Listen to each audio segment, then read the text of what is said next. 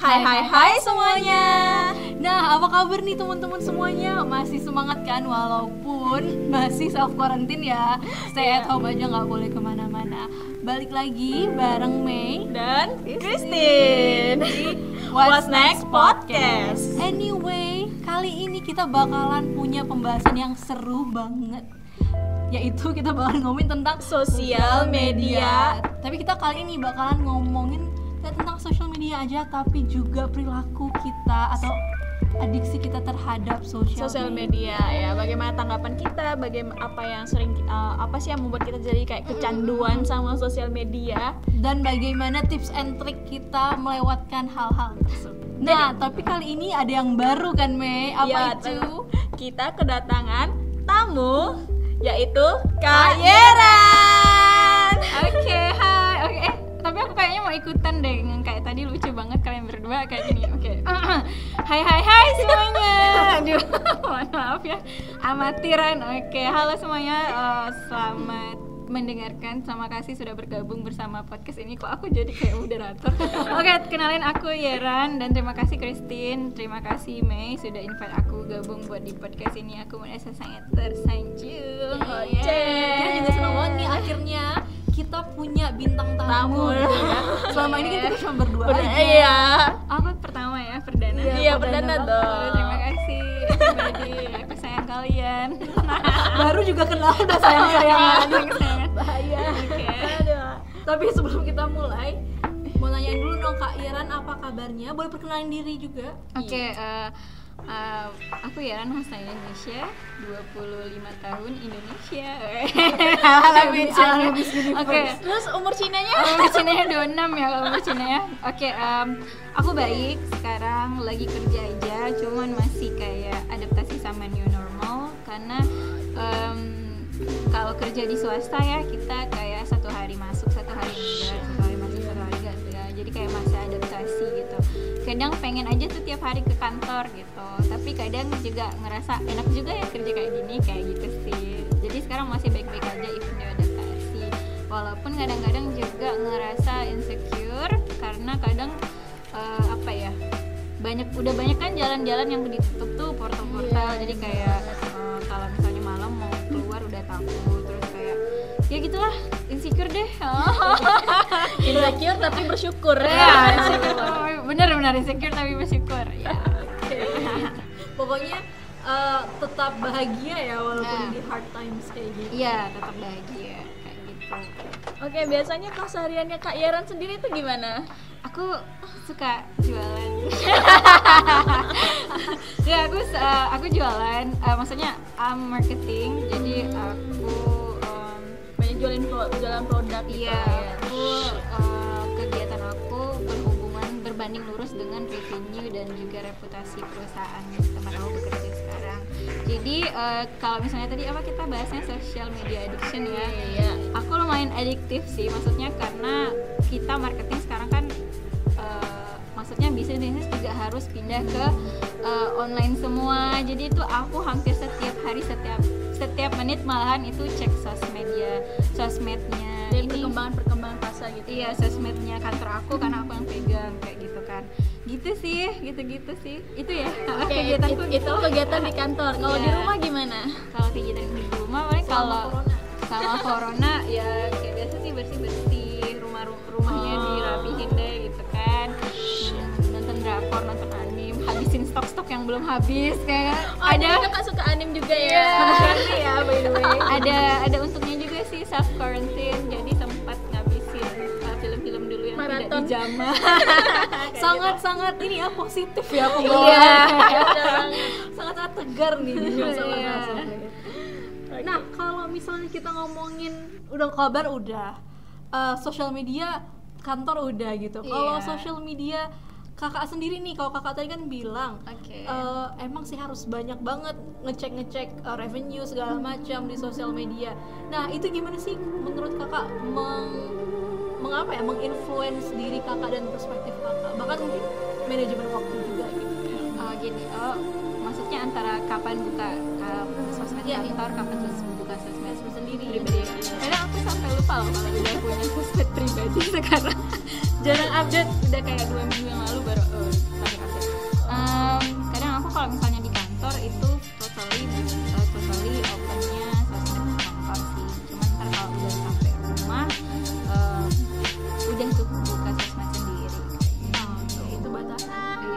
kesannya. Jadi kayak aku ada di dua dunia deh, dunia kantor dan dunia pribadi. Itu sih tapi kalau waktu kayak berapa jam buka ini, berapa jam buka itu kayaknya nggak inget. Intinya selama di kantor ya buka untuk Iya. sosmed kantor, Iya. kalau di rumah baru buka sosmed sendiri Iya, gitu. iya. Berarti kan walaupun gak ada track down, mungkin kemungkinan besar soto ya tapi kemungkinan besar lumayan banyak menghabiskan waktu di sosial media ya. Bener ya. ya, setuju. Karena nggak cuma bisnis tapi juga kehidupan pribadi. Iya, bener. Nah, kalau aku sosial media ini langsung kayak Oke. karena kan udah banyak banget juga nih artis-artis, influencer yang terkenal tapi dia kayak udah mulai kayak segala macam puasa sosial media, terus kayak mengurangi diri. Nah kalau kakak sendiri gimana? Ada nggak sih mulai kayak gitu? Oke. Tapi aku angkat dulu ya, ini Iya. faktanya, you believe me or not, tapi menurut aku sosmed itu sudah menjadi sumber ketidaknyamanan, keraguan diri, sama rasa malu. Kenapa? Karena like everyone in the social media itu kayak mau nampilin kesempurnaan gitu loh. Iya, bener Jadi banget. semua orang ketika semua orang nampilin kesempurnaan itu sempurna banget, kayak dari fitnya harus 3 berjajar, atau misalnya warnanya yang sama ya, Susunan fit yang Iya, agak iya. yang rapi tone-nya gitu. sama gitu kan, atau dia memang udah kayak merancang fitnya sesempurna mungkin, even highlightnya pun ada icon-icon gitu kan, deskripsi diri dan segala macam, sempurna banget for me ya, sempurna banget gitu. Jadi kalau sekarang kenapa orang-orang sempurna? Karena ada beberapa orang-orang yang suka kritik juga kalau misalnya Instagram orang lain nggak sempurna. Dan dulu tuh pernah ada ini loh, apa namanya, cara apa ya namanya, aku lupa ya namanya, pokoknya reputasi diri dari dilihat dari Instagram kayak gitu kan. Nah itu akhirnya kenapa orang-orang akhirnya berlomba-lomba pada ketidaksempurnaan kayak gitu. Jadi ada kayak hasil editan yang tidak realistis kayak gitu. Kayak itu tuh kayak menyiksa rasa tidak puas dan rasa ketidakpercayaan diri. Nah itu kenapa orang-orang merasa ya menjadi salah satu masalah di sosial media. Larinya psikologi. Iya, lebih ke psikologi sih sebenarnya. Jadi secara nggak langsung emang ngefek banget ke psikologi, walaupun kita kayaknya senang-senang aja gitu pas bukanya, cuman ada sedikit worry Karena lihat yang lainnya tuh bagus-bagus. Iya, kayak ada peer pressure juga deh. Kalau misalnya dulu mungkin ngomongin zaman dulu di kelas 90-an 80-an, peer pressure-nya itu cuma ada di sekolah gitu. Tapi kalau ini 100% constantly following. Padahal aku makanya dulu sempat aku tuh pernah ikut arus gitu loh. Jadi kayak sempat rapihin sosmed. Itu pernah saking kayak pengen sempurna gitu. Tapi ketika di umur segini udah nyadar, Ya umur berapa tadi? ada 25. Udah di umur segini udah baru nyadar Umur Koreanya forward 26. Forward gitu, untuk apa aku lakuin itu gitu, kenapa aku harus terlihat sempurna di depan orang lain? Nggak harus, kan kita manusia ya, nggak harus terus terlihat sempurna. Iya, nggak semua manusia itu Iya. sempurna loh. Iya, nggak masalah kalau kita kadang-kadang nggak sempurna. Iya, benar banget. Banyak yang bilang sih kalau misalnya di Instagram itu cuman ngeliatin pas seneng-seneng doang, pas beli makanan, pas beli baju baru, terus pas lagi senang-senang sama teman-teman. Padahal di belakangnya mungkin pas foto emang senyum, tapi pas setelah foto pada pegang HP sendiri iya. gitu ya. Ternyata pas beli makanan uangnya hasil minjem. Jangan Aduh, sampai ya, kayak gitu. Atau misalnya pas beli makanan lagi makan di depan orang yang belum pernah makan sama sekali ya kan. Nah, itu ketidaksempurnaan yang tersimpan di balik itu semua. Aduh, sedih aku. Nangis dong, nangis dong. Aduh, gitulah. Oke. Kenapa ya? Aku bilang aja ya kayaknya. Jadi tuh kalau lihat Instagram, kita kelihatannya orang-orang tuh kayak lebih bahagia gitu dari kita. Oh Ya iya, kan, nggak bener sih? banget. Terus mereka kayaknya kehidupannya tuh tampak Tampak sempurna banget. Iya, perfect gitu banget. kan. Mobil, HP baru ya kan, laptop baru, tempat kerjaan bagus dan segala macam. Kayak gitu sih. Itu ada perasaan akhirnya apa ya? Merujuk kepada perasaan untuk merasa tinggi, untuk merasa selalu tinggi. Kayak iri merasa- gitu ya. Iya, iri, selalu sempurna. Akhirnya Tapi kita nggak tahu loh yang orang-orang terkadang yang sering foto kelihatan bahagia atau apa, mana tuh di belakangnya dia sedih. Iya. bener banget. Sengsara atau stres gitu kan. Oh maaf ya. Dan Iya, di sisi lain juga ini sih kalau kita pikir-pikir ini nih bukan kontes gitu. Harusnya social media itu kan menyatukan kita, bukan Iya, bener membuat banget. kita malah benci atau iri sama Iya. satu sama lain kan. Tapi di satu sisi juga karena nggak sengaja, nggak mungkin dong kita post yang sedih-sedih, ntar malah ngebuat yang lain sedih kayak gitu kan. Iya.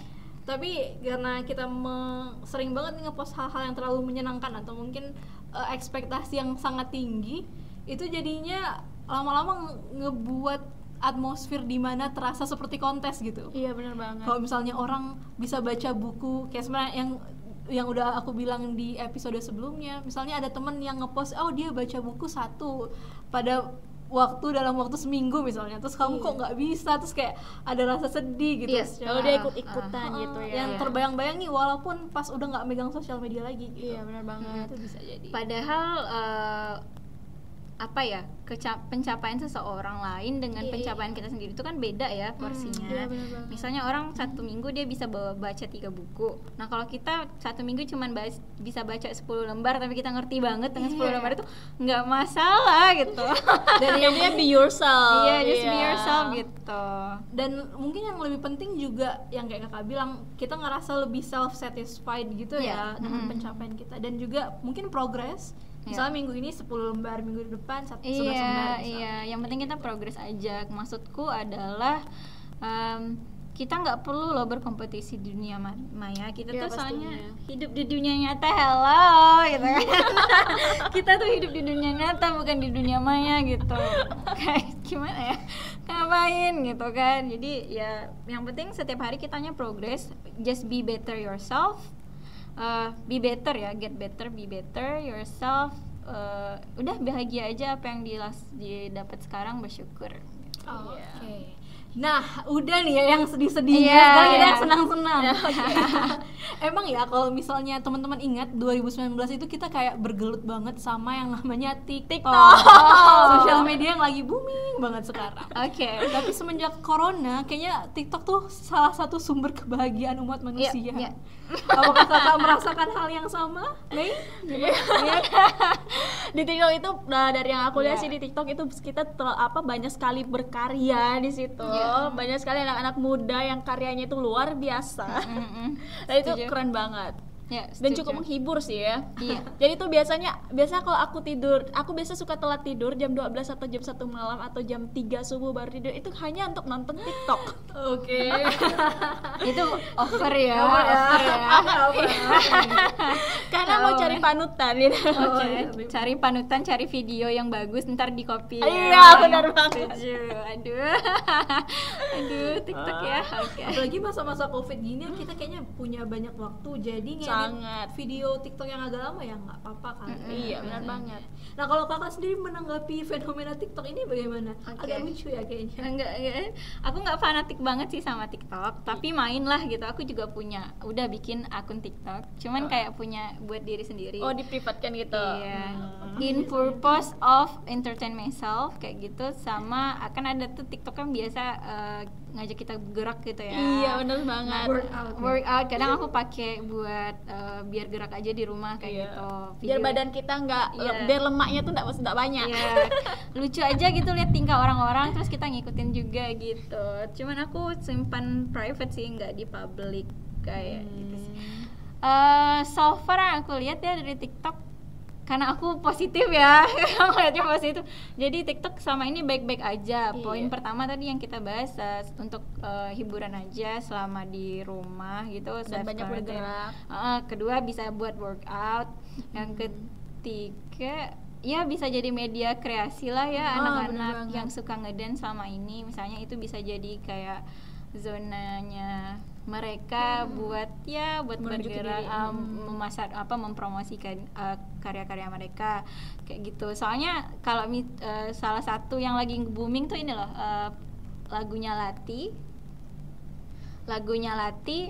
Dulu tuh aku tahu Lati itu pertama kali dari TikTok.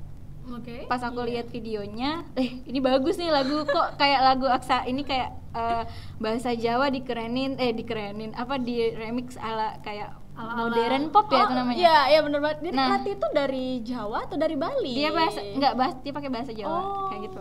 Terus nah aku abis itu langsung cari videonya di YouTube gitu. Agak-agak EDM gitu ya. Ketemu Iya. makanya, nah itu makanya aku bilang TikTok juga bisa jadi media promosi anak-anak yang untuk memasarkan lagu-lagu karya mereka. karya-karyanya dia Iya, kayak bener gitu. banget. Ternyata keren banget loh Lati. Sekarang udah banyak di review sama Apalagi ada YouTubers- challenge-nya. Iya, sama YouTuber keren banget.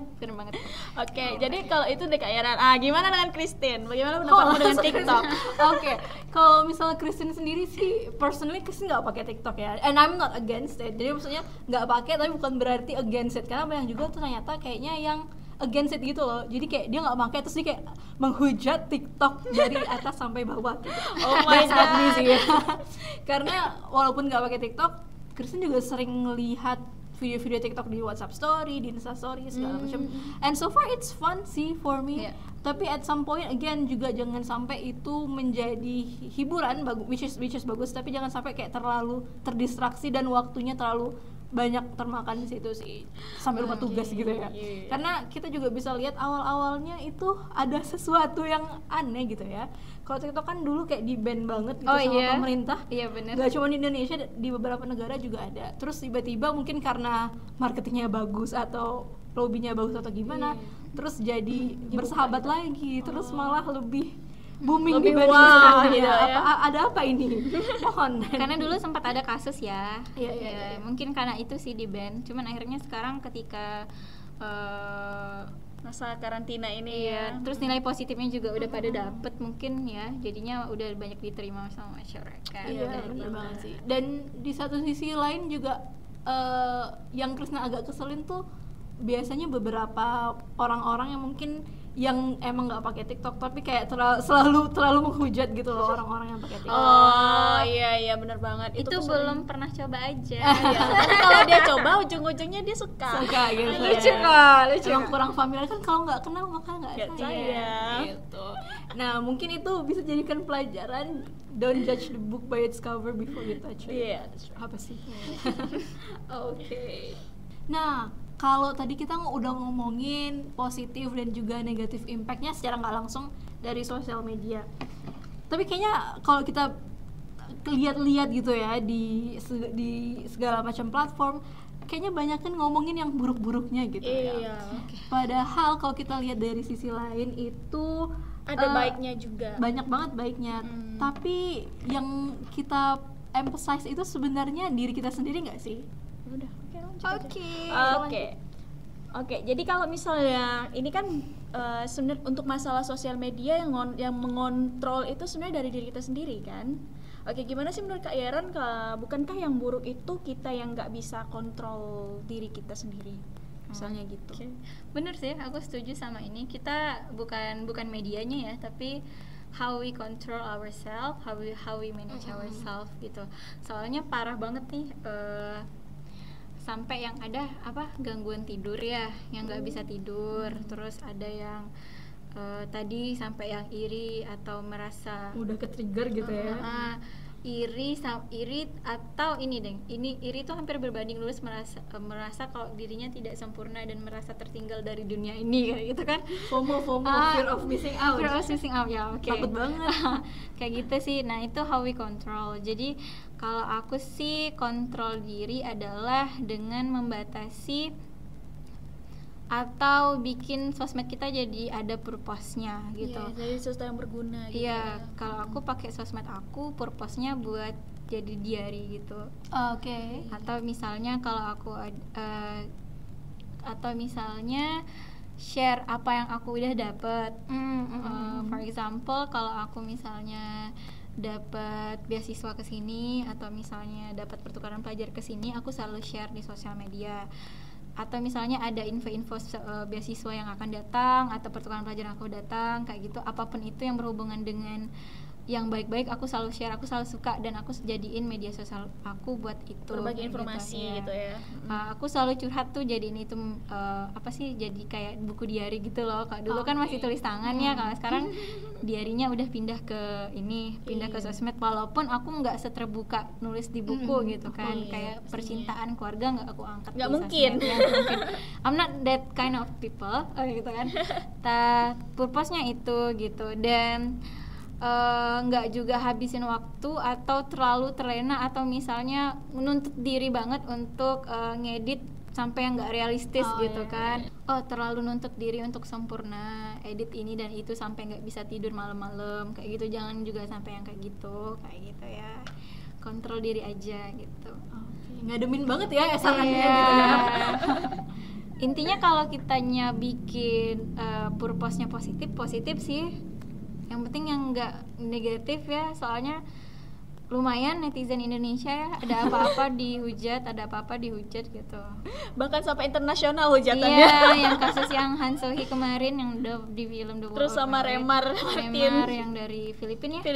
Iya. Nah, itu yang Dihujat di gak komen banget gitu. ya. Sebenarnya itu sedih juga sih kita, maksudnya Nah, kayak membawa nama Indonesia tuh jadi kelihatan buruk di mata orang, di mata netizen Korea. Iya. Nah, itu juga faktor utama dari ketidaksempurnaan gitu. Orang ngerasa orang ini tidak sempurna, makanya dia komen gitu kan. Padahal itu cuman di film gitu, di serialnya doang. Hati-hati loh dari komen kamu, udah bikin orang jadi aku di komen aku nggak sempurna. Jadi orang yang di komen tuh kayak apa ya? Jadi kayak mengganggu mentalnya, gangguan gitu, mental ya, dan depresi. merasa depresi kadang. Makanya hati-hati kalau kamu nggak mau dianggap tidak sempurna, jangan menganggap orang lain juga, atau jangan menjudge orang lain juga tidak sempurna. Karena emang nggak ada yang sempurna. Sebenarnya nggak ada yang sempurna. We are improving. Aku tuh suka lagu Firsa Bersari yang pelukku untuk pelikmu itu loh. Apa katanya?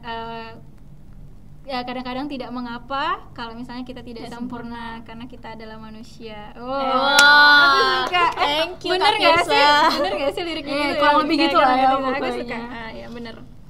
Jadi kalau misalnya boleh disimpulin, ini kayak lebih know your purpose nggak sih? Kalau misalnya kamu tahu kamu mau ngapain di sosial media, misalnya pengen dapet info tentang A atau tentang B, atau mungkin jadi kayak kakak misalnya jadi tempat kita berbagi ya, kayak diary gitu terhadap hal-hal tertentu, itu bisa terarahkan dan lebih positif outcome-nya dibanding kayak cuman scroll komen nih, ada yang jelek komen A, ada yang jelek komen A. Itu negatifnya. Itu negatifnya. Sama itu sih, watch your following. Kayak kamu follow siapa sih? Soalnya kalau kamu follow siapa, lingkungan dunia mayamu juga akan positif gitu kan. Bener banget sih.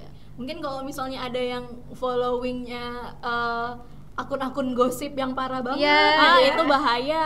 Makin bahaya. Mending gitu kayak punya aku, lebih banyak follow Blackpink. Iya kan, sayang banget ya udah beli HP gitu, nabung pula beli kuota terus buat menghujat orang lain, sama follow berita-berita yang kayak gitu ya. Menurut aku juga sayang sih. Cuman ya memang sih kadang tuh ada tuh alasan aku merasa bahagia dengan memfollow akun-akun julid kayak gini. Aduh, ada ya? Aku nggak ngerti, mungkin ada orang yang kayak gitu ya, tapi for me ya sebaiknya purpose-nya di ini deh gitu, lebih diarahin lebih ke positif. Iya, lebih ke positif. Kalau misalnya orang zaman dulu tuh ada yang bilang kalau kamu berteman sama tukang parfum, nanti kedeketan deh wanginya nempel gitu. Nah kalau sekarang nggak cuma temenan secara dunia nyata tapi juga dunia maya. Iya benar. Pilihan temennya juga harus hati-hati. Iya teman-teman. Waduh, sangat-sangat fruitful ya hari ini pembahasannya. Dari ngomongin sosial media yang positif negatifnya sampai beberapa berita-berita yang agak memiris hati gitu ya. Semua dibahas di sini.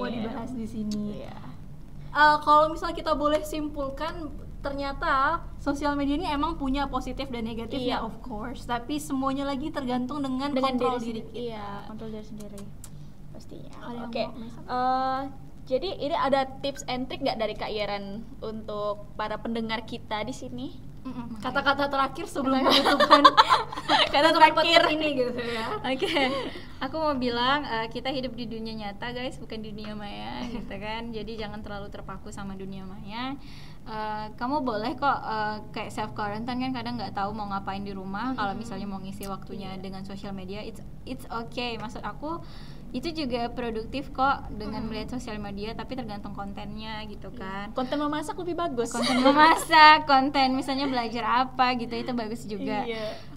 Cuman ada tuh kadang mereka tuh ngerasa over gitu loh dengan sosial media. Nah kalau kamu udah merasa capek banget dan kadang tuh udah sampai ke level depresi atau apa sih, menarik diri dari orang lain, ya udah puasa aja dulu dari sosmed, nggak masalah, kayak 1 bulan 2 bulan. Ntar lu kalau udah lu ntar kalau kamu udah ngerasa baikan, nah baru balik lagi ke sosial media kayak gitu. Jadi lebih sesuaikan dengan kebutuhan masing-masing ya Kak ya. Kalau misalnya emang sukanya berita yang ini dan lebih butuh yang ini dan fruitful ya pastinya, ya kenapa enggak. Kalau misalnya merasa nggak butuh nih sosial media karena mungkin ada sumber lain yang lebih dipercaya. Ya, intinya sosial media jangan jadi tempat untuk membunuh diri gitu. Iya. Motivasi untuk bunuh diri. Aku tuh kasihan soalnya ada beberapa teman-teman yang misalnya dia bilang aku mau puasa dari sosial media, itu tuh dianggap aneh. Ya nggak sih? Iya benar juga. Kalau aku yang positif, oh ya udah dia mau istirahat, nggak masalah gitu. Tapi ada yang aku ini menarik diri dari media sosial, dibilang ih dia nggak tahan lah, nggak kuat lah, nggak apalah, ya ampun please dia mau istirahat, apa salahnya gitu loh kan. Nah gitu, udah pilihannya dia gitu. Julid banget sih. Jadi pembahasan kita dengan Kak Yeran tentang social media addiction. Nah, untuk para pendengar semuanya, semoga ada hikmahnya ya.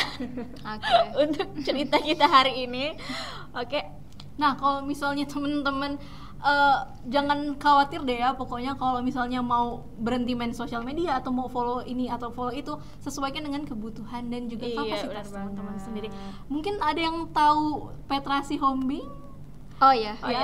Salah satu lagunya ada yang judulnya Biji, dan itu menurut Kristen mantep banget sih. Lirik-liriknya mungkin itu boleh ditelaah ya, itu sangat-sangat berkaitan dengan sosial media juga sih.